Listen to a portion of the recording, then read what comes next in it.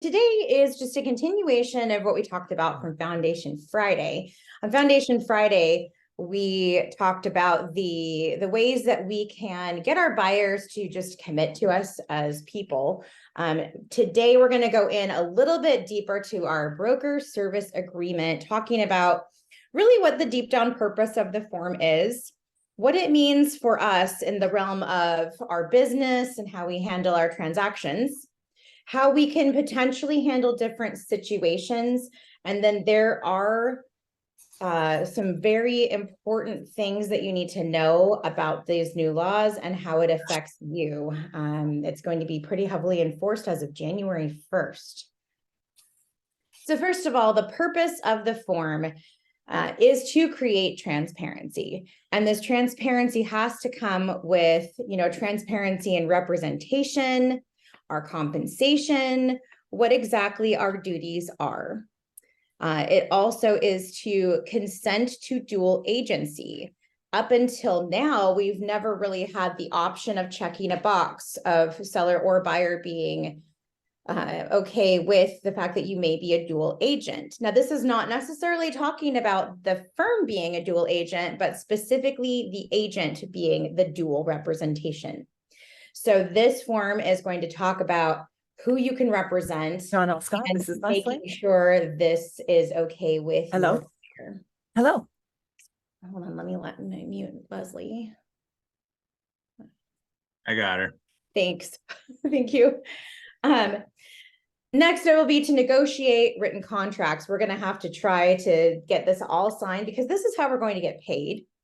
It also, with the new changes, came the rewrite of the agency law pamphlet. And what they just did with that is turned it into more layman's terms so everybody could understand it. And this form also is going to clarify our minimum duties to the parties, explain very clearly how we get paid, and give consent to showing homes outside our agreed compensation. And at the end of the day, these must be signed as soon as reasonably possible. So we're going to talk about what exactly that does look like. First of all, yes, they are required by law. And according to the law, if there's no contract in place, the firm can accept no payment. So this includes all transactions closing January 1st, 2024 and beyond. The law specifically says, and I quoted this, any terms of compensation offered by another party or real estate firm to a real estate firm representing another party must be disclosed in the purchase and sale. So think about that for just 1 second. It must be disclosed in the purchase and sale. So this is a separately standing rule than your agreement between you and your buyer. What this means is what happens if a broker completely ignores line 17 for their compensation in the purchase and sale agreement, and it's written nowhere else in there what the compensation is. Come January 2024, a court may or may not obligate that seller to pay. Unquestionably, and I'm quoting this from a lawyer, so these are not my words, unquestionably, the broker violated the revised agency law. The agents have a minimum duty, and that minimum duty is to, and I quote, disclose in writing before the broker's principal signs an offer or as soon as reasonably practical, but before the parties reach mutual agreement, any terms of compensation offered by a party or real estate firm to another real estate firm representing another party. So, to summarize, this may have just become the most important line of your purchase and sale agreement. Don't forget line 17 when it comes to that caveat. We don't know where that's going to take us next year, but just to be safe, make sure you're making a checkbox of either pay as offered or to see other addendum. And to kind of give a general rule of when you do and do not have to disclose your compensation, the rule is whenever you get money and wherever you get your money from, that has to be disclosed, but not necessarily where you give your money to, unless you are giving it to another firm.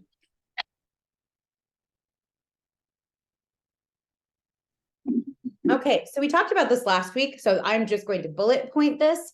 But the next step is going to be how we're going to get it signed. And we're going to be in a situation where we must sell our own value. I talked about value a lot, and just to kind of list off some of the things we offer as agents, this lovely list in front of us, we offer market knowledge, we offer expert services, white glove treatment. Basically, we are the guiding force that pulls our clients through the transactions flawlessly. This list is very, very long, and if you find yourself having trouble coming up with things to put on this list, please reach out to somebody and we'll be happy to help you.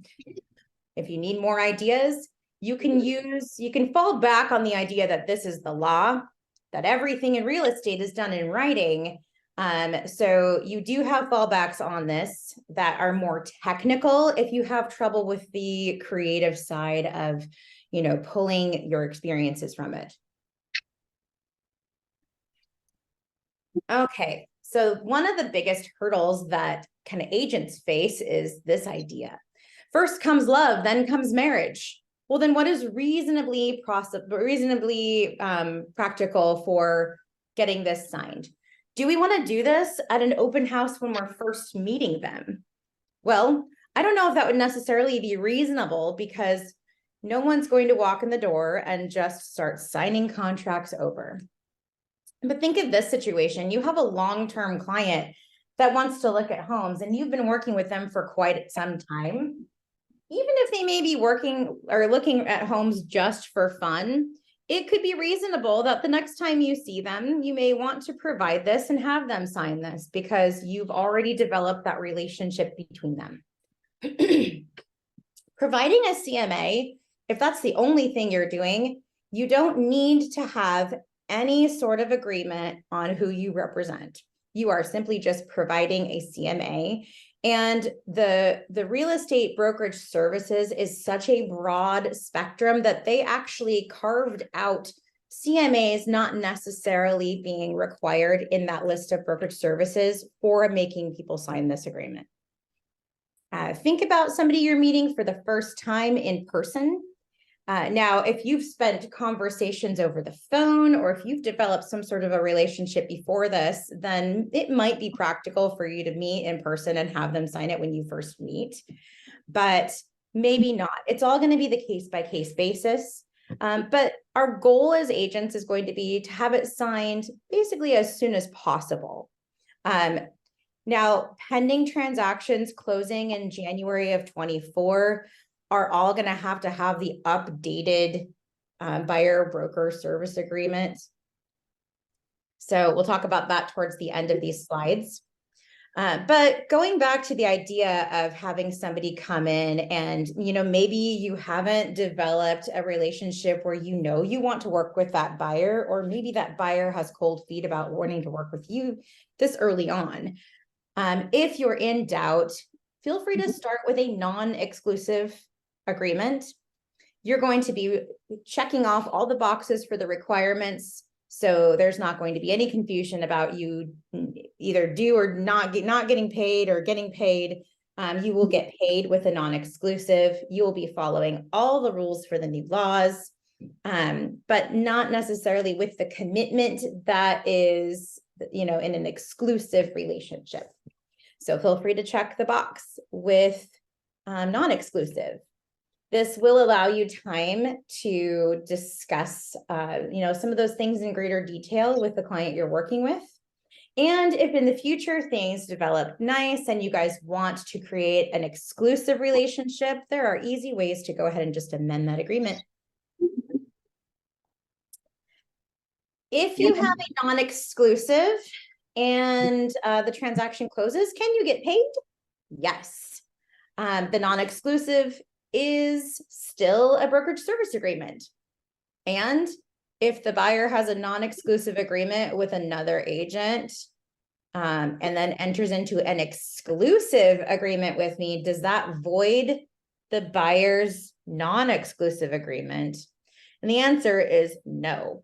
So when we qualify our people, when we meet people for the first time, we need to make absolutely sure that they are not signing an exclusive agreement with someone else.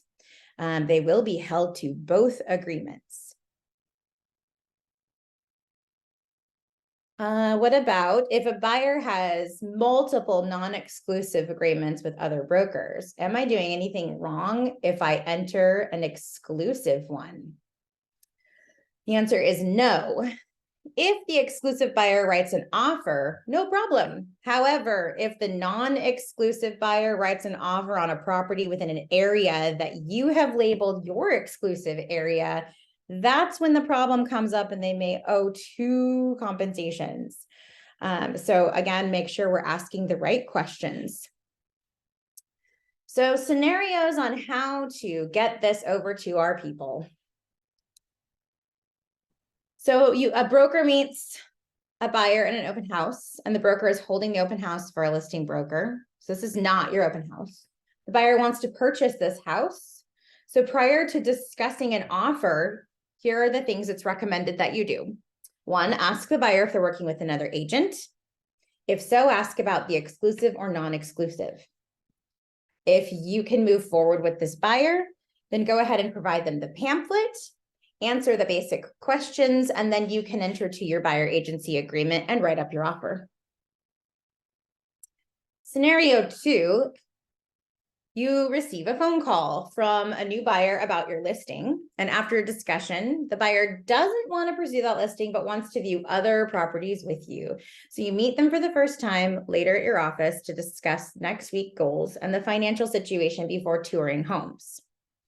So think about this. Have you asked them during the phone call if they were working with another agent?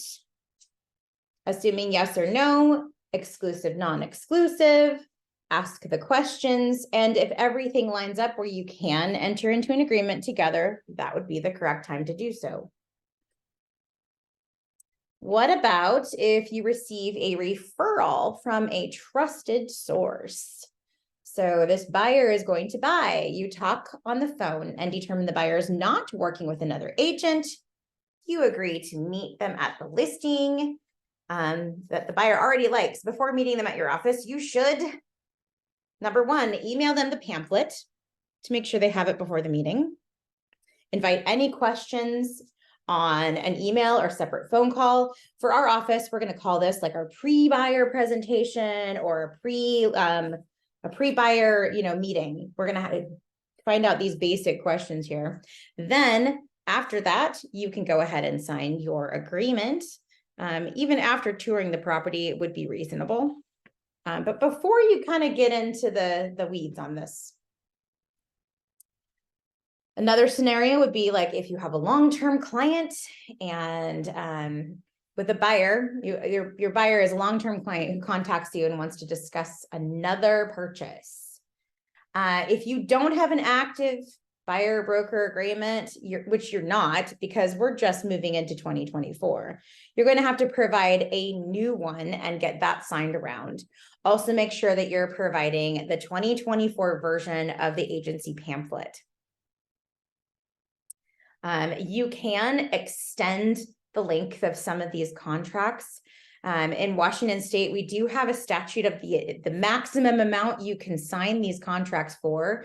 Keep in mind, if you extend them too long, you're still required to give brokerage services during that time frame. So if you're just signing it to fill up a window of time where you want to keep that buyer yours, you may contemplate another approach to that. Because we want to make sure that while we're under contract, that we're both kind of meeting the things that we said we would do. And then finally, scenario number 5 would be if you were contacted by a former client who wants to sell in 6 months, but wants to meet you now to discuss the market, improvement, staging. I mean, this happens all the time. Our Northwest MLS form gives us 30 days, and it's pretty rare if we have a seller who needs to do things like repairs or painting or landscaping, or just even get their home cleaned up, cleared out, put in boxes. Sometimes it can take longer than 30 days. So what do you do in that situation? When we're talking to them up front, we're still providing those real estate brokerage services. So as soon as we meet them, even for the first time, we should be providing them that pamphlet. Now our Northwest MLS, like I said, has a 30-day window for listing agreements. It's possible, anything's possible with negotiation between parties, right?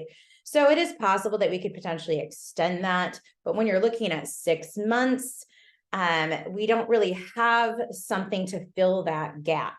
So we, as a company, can be talking to maybe our company lawyer about putting in a consultant agreement.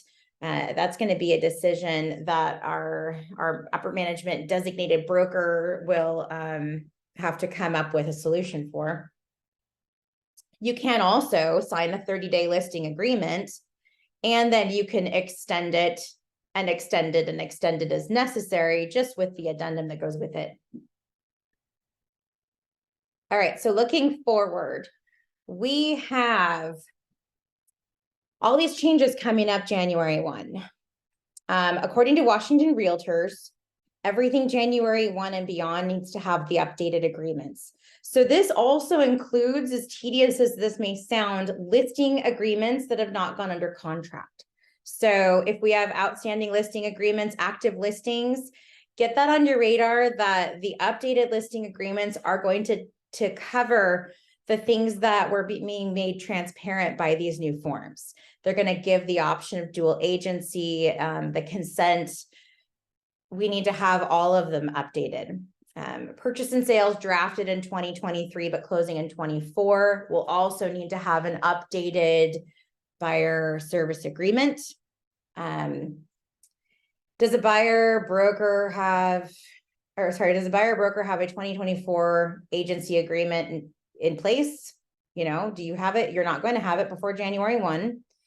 So if not, no compensation. Remember that we just need to have these updated the first week of January. That should be on everybody's mind.